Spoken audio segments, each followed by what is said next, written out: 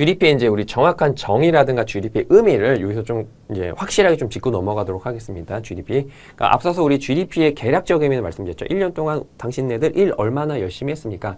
당신네들이 일한, 다시 말하면 부가가치죠. 여러분 일과 부가가치는 거의 동급의 단어니까요. 당신들의 부가가치 총량을 우리 화폐 단위로 측정해 보겠습니다. 이게 GDP의 1차적 정의였잖아요.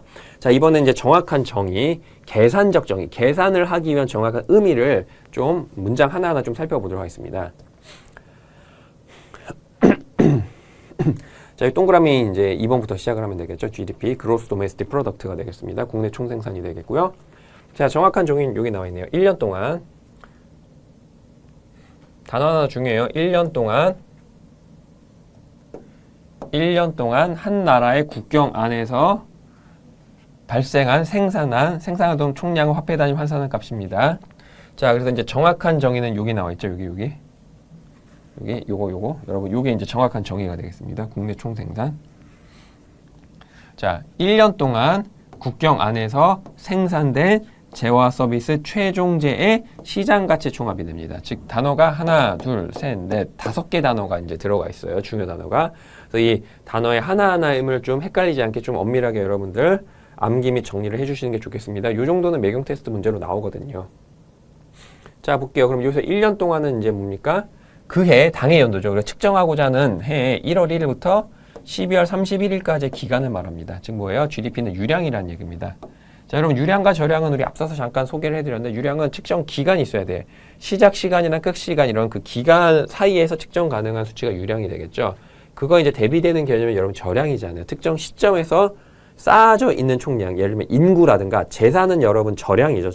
저량. 하지만 국내 총생산은 엄밀한 유량이다라는 얘기입니다.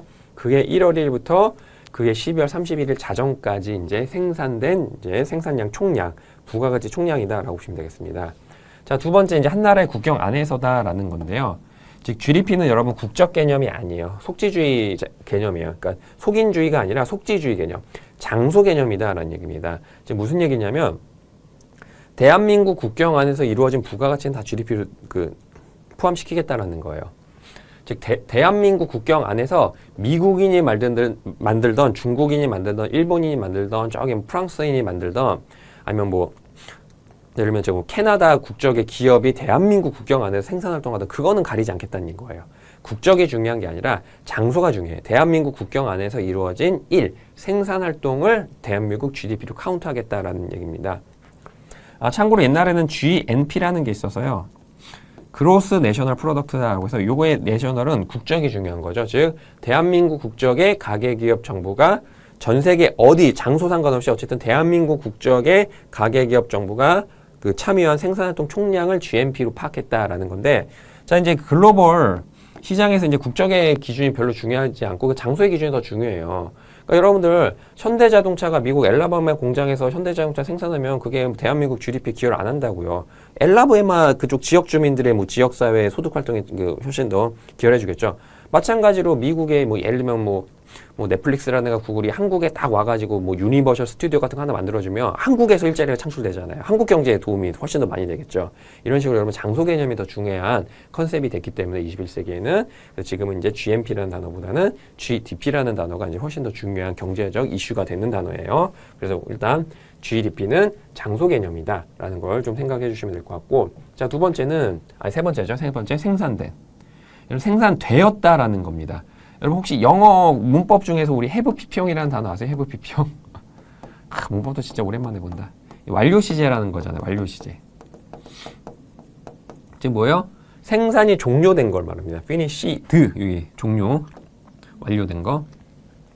생산 과정 중에 있는 거는 GDP에 포함시키지 않아요. 즉 이 1월 1일부터 12월 31일 이 1년의 기간 중에 최종적인 생산 활동이 모두 종료돼서 생산 공정이 끝난 제품의 시장 가치만을 포함시키겠다는 얘기입니다. 그래서 생산이 종료된 것만 재고가 되는 거고요. 그래서 여러분들 이게 중요한 게 판매 기준이 아니라는 거예요. 판매 기준이 아니고, 그러니까 물건은 다 생산은 됐는데 판매가 안 됐어. 그럼 얘는 GDP에서 빼야 되느냐? 아닙니다. 걔도 GDP에서 넣어야 돼요. 그래서 우리 재고 투자라는 계정 항목으로 생산 안 된 것도 판매 안 된 것도 생산은 됐어. 근데 판매가 안 됐어. 하지만 걔는 GDP에 넣습니다. 왜? 어쨌든 생산을 했잖아요. 판매 기준이 아니다라는 것까지도 여러분들 여기서 잘 정리를 해주시면 되겠습니다. 자, 그 다음에 요거 조금 이제 헷갈릴 수도 있는데 그만큼 중요한 겁니다. 자, 재화와 서비스의 최종재의 시장 가치를 포함합니다. 최종재. 그러니까 파이널 굿이라는 얘기죠. 여러분 최종재에 대비되는 단어가 여기 나와 있는 중간재라는 단어거든요. 그러니까 여러분들 그 GDP를 계산할 때 최종재의 시장 가치 총합을 계산하거나 아니면은 중간재 부가가치 총합을 계산하거나 이 두 가지 중 하나의 방법을 써야 됩니다.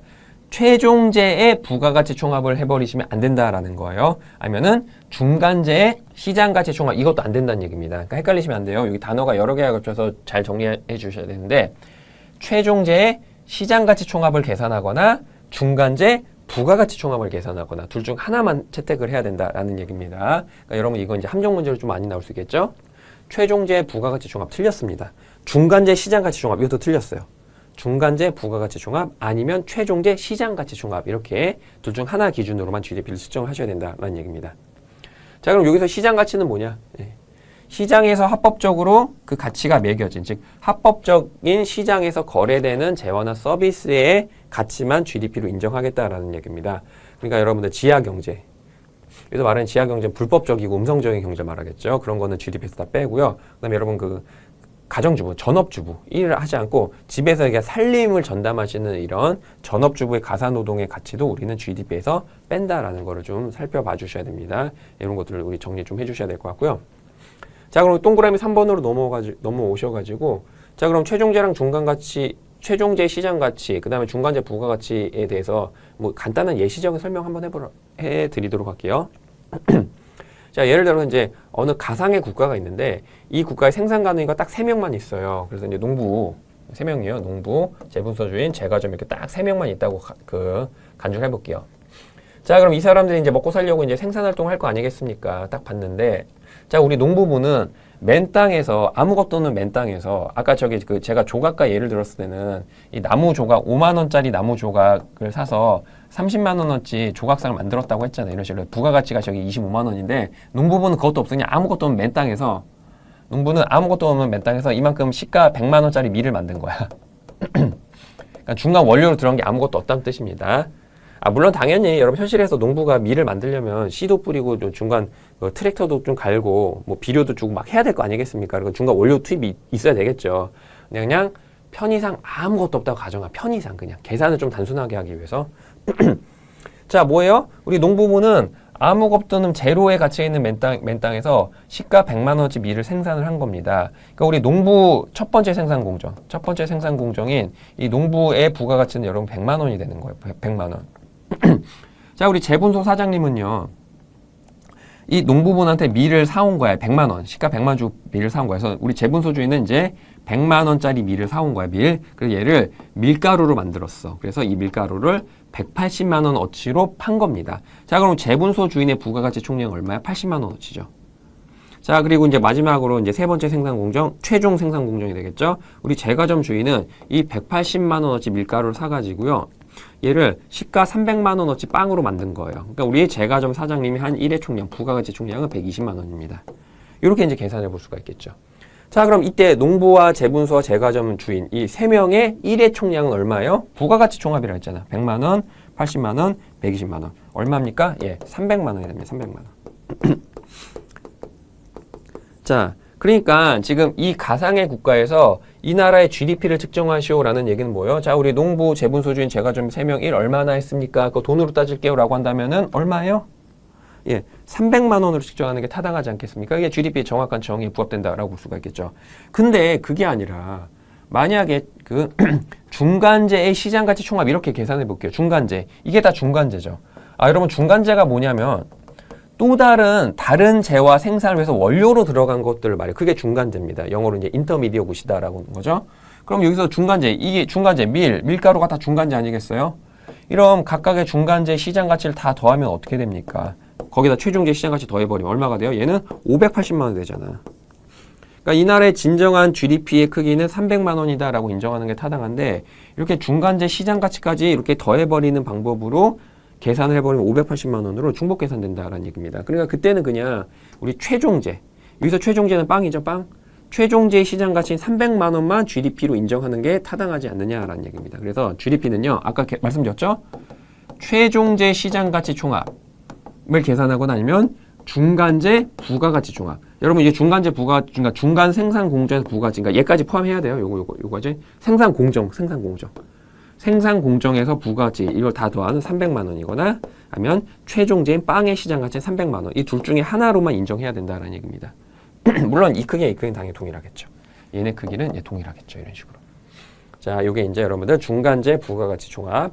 그러니까 좀 더 정확하게는 중간 단계 생산 공정의 부가가치랑 이제 최종재 생산 공정의 부가가치까지 다 더해야 된다는 얘기입니다. 아니면 그냥 그 최종재 시장 가치만 인정하는 거 하나. 이 둘 중 하나의 방법으로 GDP를 측정해야지 정확한 GDP 개념이 이제 인정된다라는 거를 좀 말씀을 드리는 거예요.